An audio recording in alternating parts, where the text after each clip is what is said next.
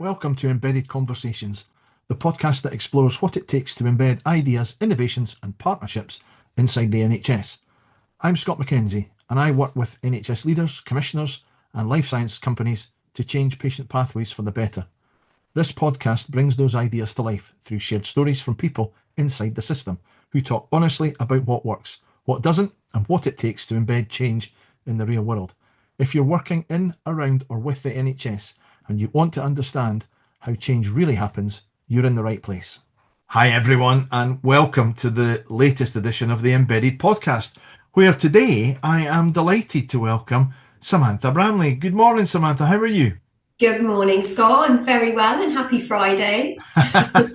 When I was getting organised for this morning, I had to look back and think, how long have I known Samantha? Can you guess? Because I know exactly when I first met you because I checked this morning. Oh, really? Well, I was working at a Claret at the time. You were? Sure. I'm going to say... We met in Ascot. It was definitely in Ascot and It was quite a nice hotel from memory. It was.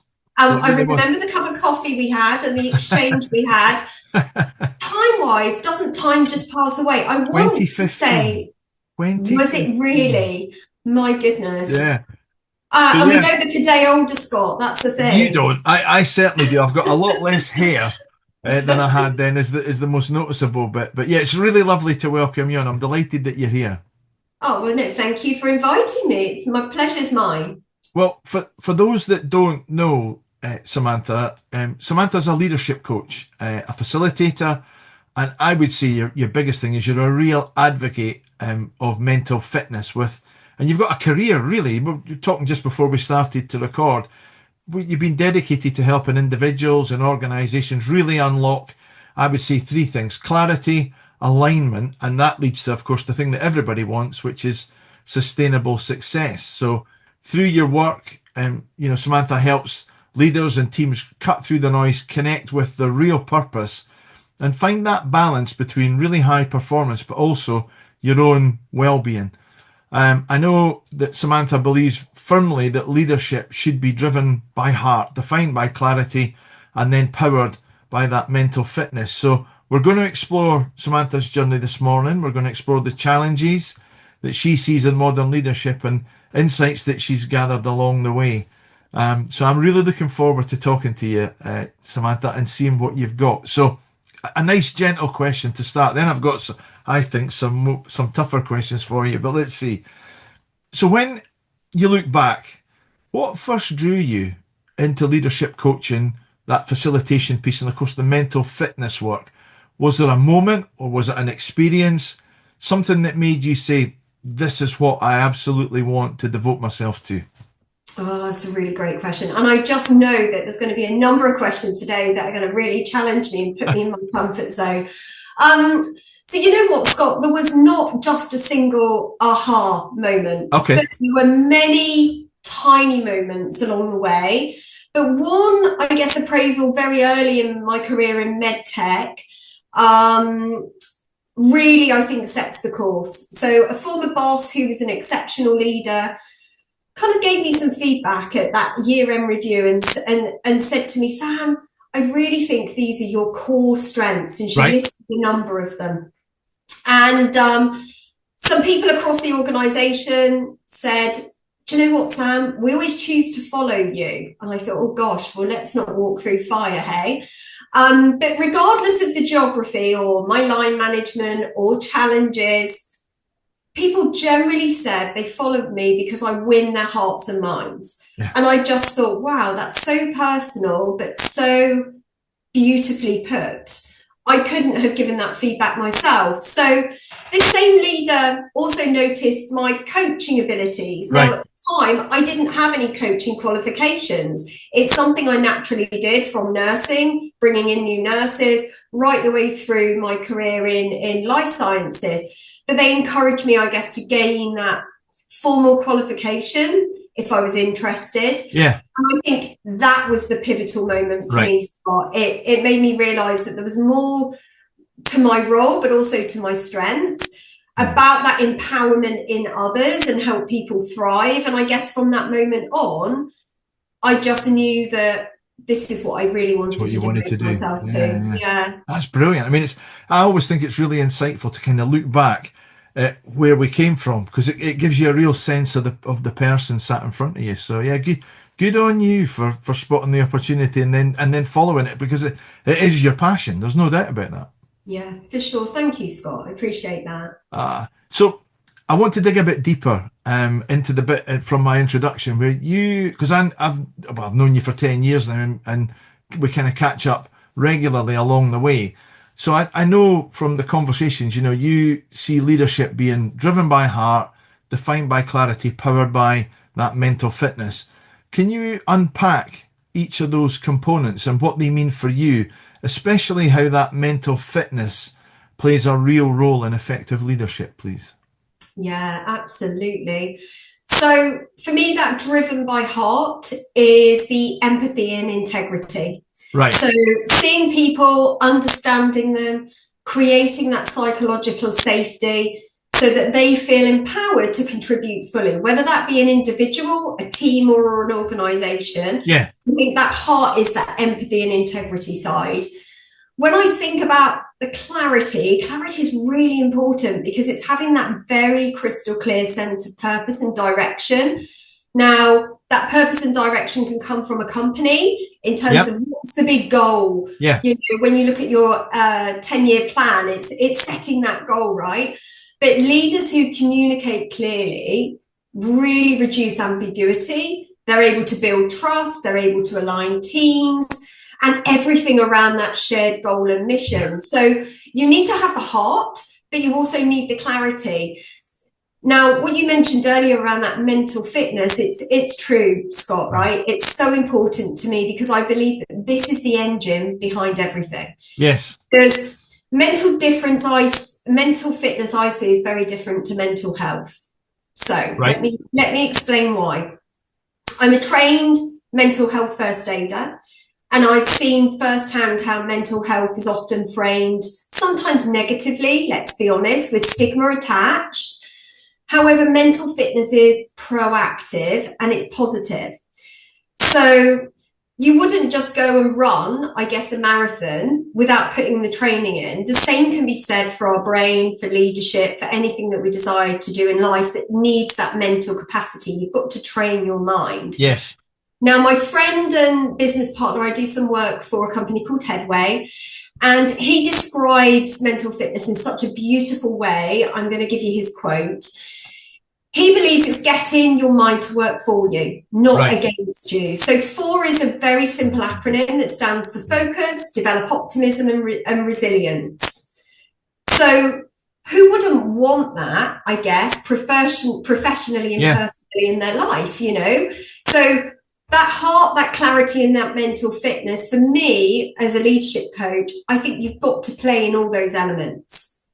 I couldn't agree more. It's like when I was listening to you there, you took me back to my days in industry. So I was really fortunate that I worked for a wonderful leader. I'm not going to name him because it's not fair, and I haven't got approval to do that, so we'll not do that. But he sold me some of the worst targets I ever took on, and somehow I always believed that we'd get there. And you know what? Invariably we did, because he had the clarity, he had complete integrity, he had heart. And fundamentally, I believed if he shouted charge and we were running towards the edge of the cliff, we'd have jumped, because I'd have absolutely believed he'd have sorted out the landing for us. And that's what great leaders really come across like and what they look like. Yeah, it was, you just took me straight back there. If I move on, we all have, we'll all come across organisations that have barriers. What are the most common ones that you see when you're trying to help them achieve the alignment and that sustainable success? What are the common barriers that you see that get in the way, and how do you help them overcome? Yeah. Oh, another pack-to-punch question. Thanks for that, Scott. So let me think. So when I work with organisations, I guess I see a few recurring barriers to alignment and also sustainable success. So okay. If I take self-awareness as the first, so leaders, I believe, that are not fully aware of their own blind spots or I guess emotional triggers can unintentionally create fiction. So they react instead of responding, and that causes a ripple effect in the team. So if they don't locate themselves, how can they help locate others? Right. That's very simply put. The next I see is around people in team management, challenges around delegation, trust, motivation. These can all leave, I guess, teams feeling disconnected and unclear on the priorities. So this comes back to that clarity piece we spoke about a moment ago. Yeah. Then you've got communication and influence. This is a huge one, Scott. So without open dialogue and that psychological safety, teams, I guess, hold back because misunderstandings grow and then innovation then starts to stall. Right, okay. Because people aren't able to play in that space. So they're kind of the top ones, but the ones that kind of form in parallel with that, if you don't mind walking with me on this journey for a minute longer, go for it, is really around the strategic thinking and execution. So I have seen many leaders, including myself over the time, get often caught out in day-to-day demands because we sometimes lose the sight of the bigger picture. Yeah, definitely. And then the result of that, well, teams then drift in different directions. The progress is then slow, or should I say, wade through treacle. Their adaptability to change then creates barriers. Then you've got resistance that's there with a personal or cultural preventing new ideas. So I guess the second part of your question was, how do we overcome the barriers, or how do I help them overcome the barriers? Well, I help the leaders and organizations build that awareness, that self-awareness, the organizational awareness, by strengthening emotional intelligence. Right. So offer courses, training, education, coaching, fostering trust and opening the communication. And then at the same time, this is where we gain the clarity. So it's clarify their strategy. I absolutely love you, right, Luke? So you're giving me a trip down memory lane today. And I mean that in a really positive way. In that I remember, again, in my days as a line manager, I always had that in mind. You have to have clarity. The team need to know what we're doing, how we're doing it, who's responsible, the outcome we're expected to deliver, and how we're going to evaluate as we go.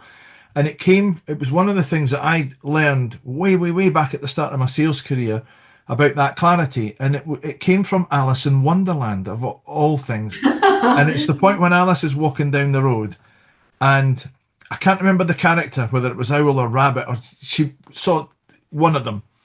And she was at a fork in the road, so she could go left or she could go right.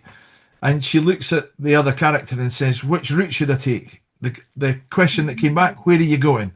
Yeah. Well, I don't know. Well, then it's not going to matter which route you take. If you don't know where you're going, the route then doesn't matter.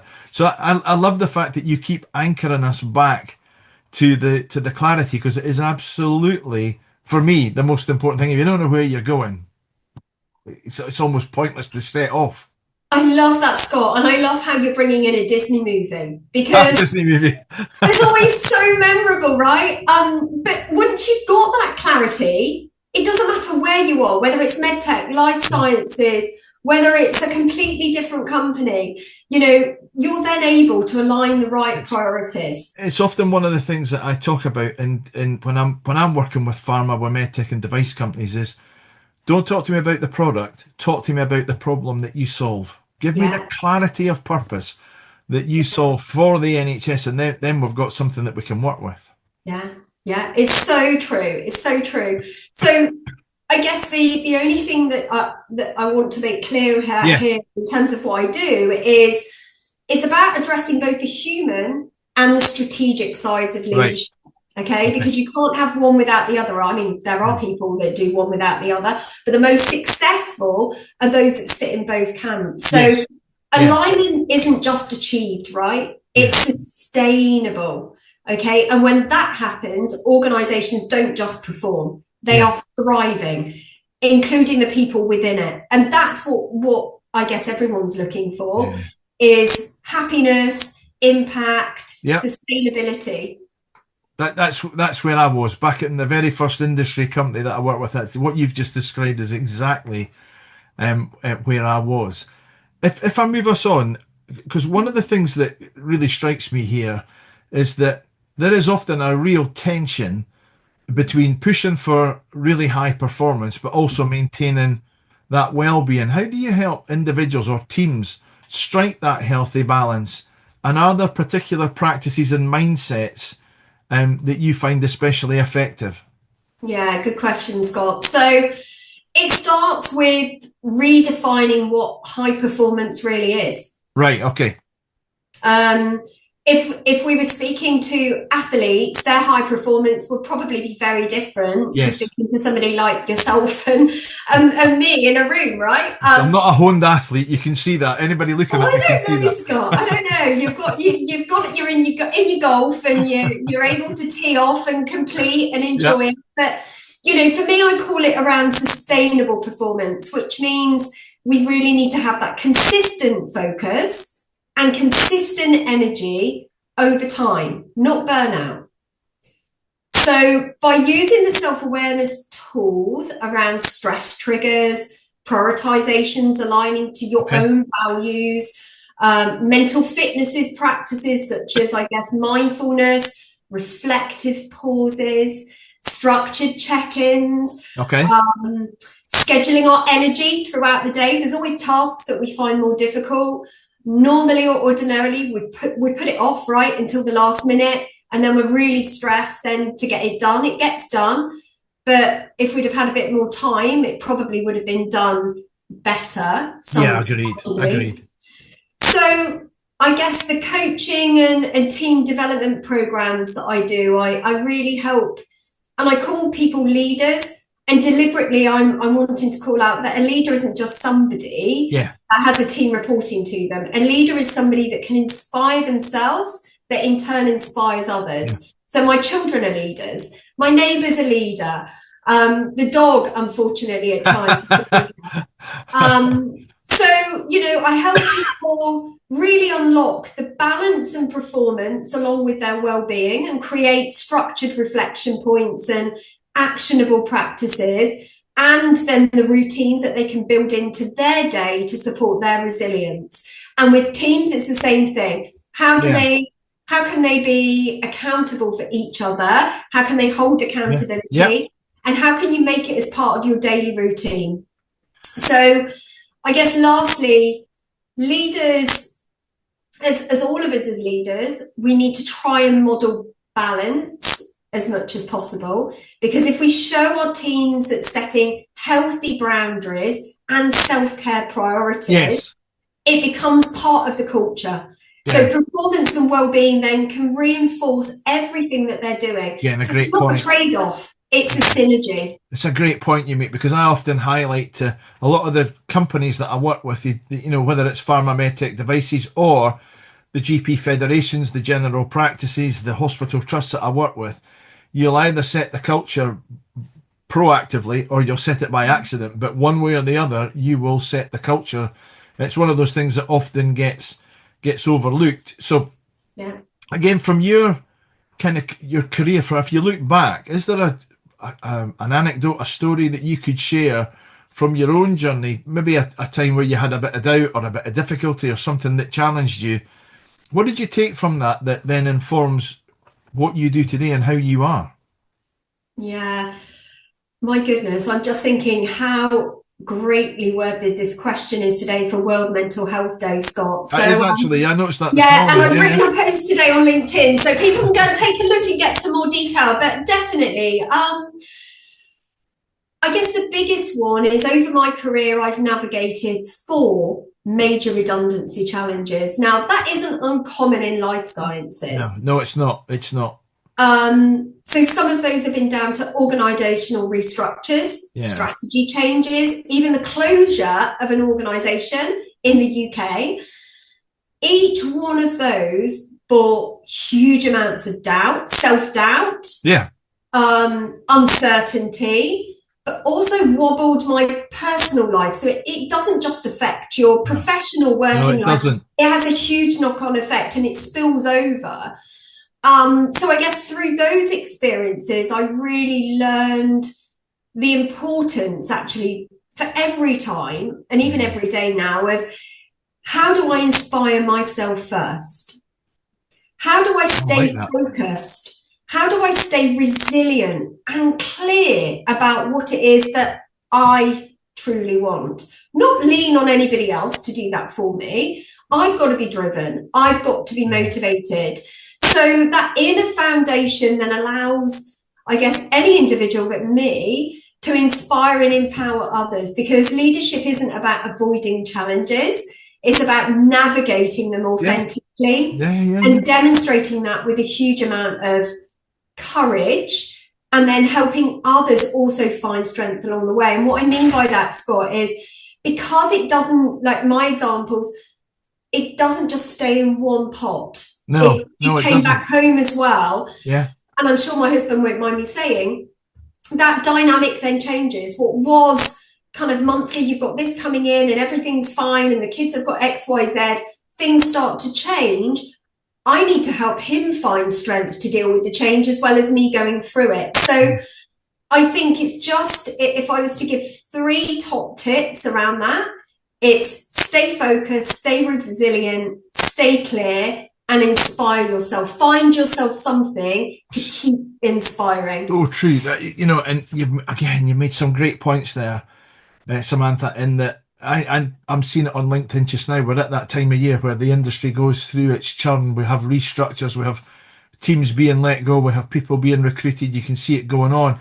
And I've seen a number of posts from people that are in my network saying, I've just been made redundant, I'm looking for my next role, and what have you. And it's what happened to me. It's how I ended up doing this, is I went through a restructure and was made redundant. And that was the opportunity to then establish the consultancy. And here I am. It's literally 20 years this year since we started that. But if I go back to that time, I remember the doubts. What will I ever work again was one of the doubts I had. Well, this might be it. I'm 41 and I might never work again. Well, here we are 20 years later and still going. So I think the coping strategies that you've just given people are absolutely, brilliant, really spot on for where we are, particularly on World Mental Health Day as well. Oh, thank you, Scott. And you don't look a day over 41, so you're fine. You say all the right things. So if there's somebody out there that's listening to this and they're just stepping in to that new leadership and influencing role, maybe coaching others, maybe managing a team, what's the one insight or practice that you wish you'd known way earlier in your career that would today make a huge difference to you? Oh, wow, there's so many, Scott.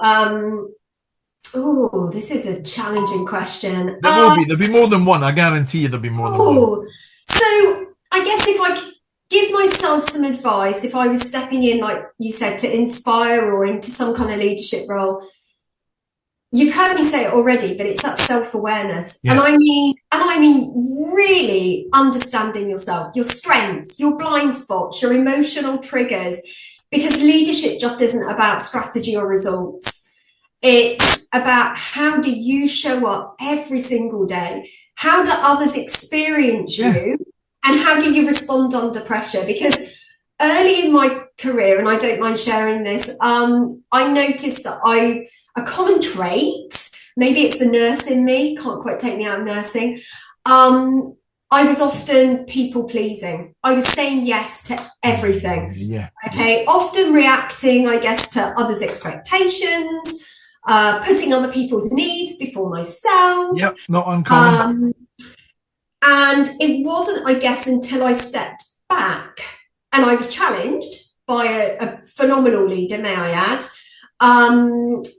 that I could then notice this, recognize it in the moment, and start to adjust my response. Was it easy? Absolutely not.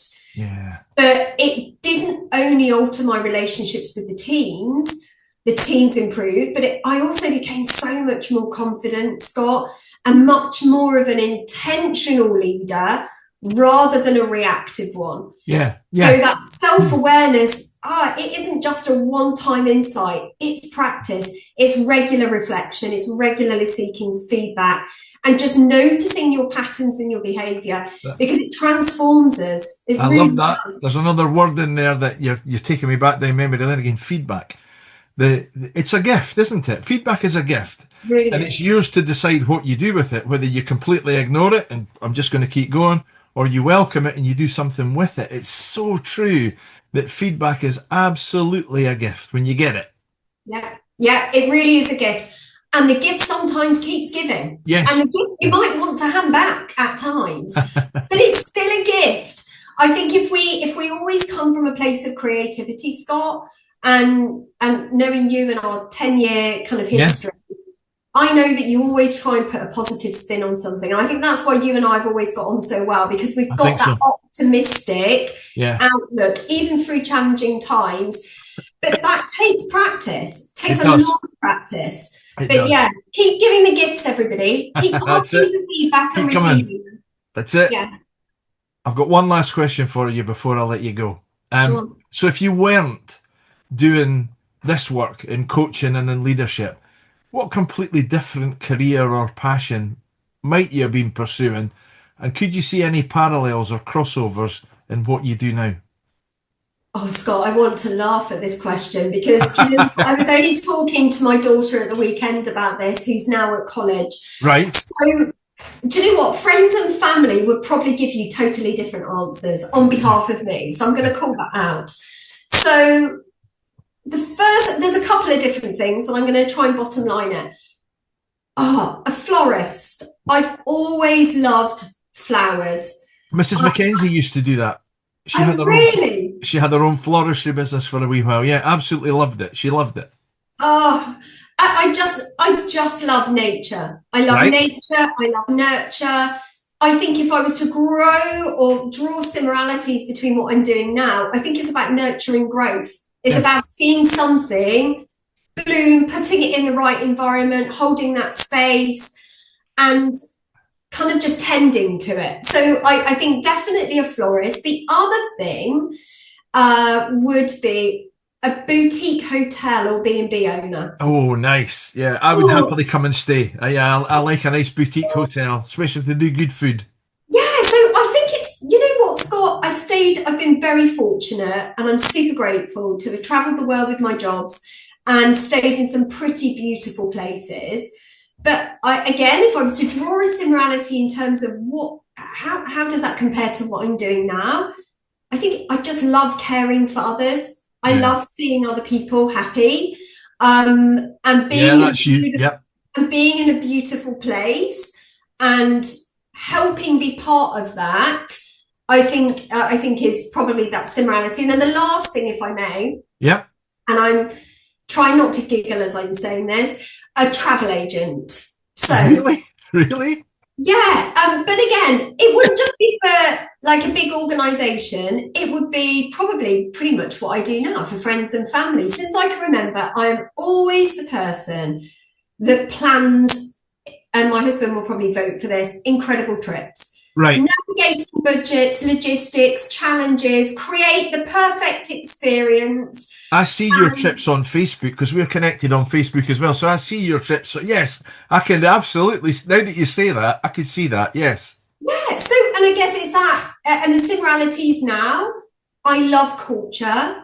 I love kind of working in this environment in life sciences. It's got great purpose where I'm working across geographical boundaries and across cultures. Obviously, I'm having to be kind of highly strategic in what I Yeah. do, managing people's expectations, challenging people, inspiring people. So I think there are similarities there, but all of this, I think, shares something with leadership, and it's creating experiences, inspiring people, and I guess solving challenges with care and creativity. So, Oh, wonderful outlook. What an absolutely wonderful, wonderful outlook. I can't believe that there's if anybody listens in to this and they're not motivated and inspired, I'll be absolutely stunned. I really can't thank you enough. And just in finishing off, Sam, people can find you on LinkedIn. They can obviously find you on, is it samanthabramley.co.uk? What's the website? it's samanthabramley.com. .com, samanthabramley.com. And if anybody also emails me, if you got my contact details or you connect with me on LinkedIn, I can introduce you to Samantha at any point. I can't thank you enough. Thank you for coming along and for sharing your wonderful insights. You've certainly inspired me to have a bit more time thinking about and reflecting about my own self-care and my own. That's why I golf. That's what I do. Sorry, Scott, Go I've on. told it wrong. I've said it wrong. It's not samanthабramley.com. It's Go on. welcome at Samantha Bramley. Oh, That's I knew fine. I'd. That's absolutely fine. I'll People, correct people, it. people will find you, and if not, they can come to me, and I'll definitely get you connected in. Oh, you're very kind. Thank Not, you, Scott. not a problem at all. It's been an absolute pleasure talking to you. Thanks again. I really appreciate it. Have a lovely week ahead. Thanks, Scott. You too. Thanks again. If today's Bye. conversation has struck a chord, you'll love the Embedded Edge community. This is an online platform for people who want to stand out with better positioning and a deeper understanding of how decisions are really made inside the NHS. With practical frameworks, real world analysis, and behind the scenes customer insights, you'll sharpen how you show up, engage, and embed your work. So please join Embedded Edge at www.scottmckenzie.consultancy.com. Thank you.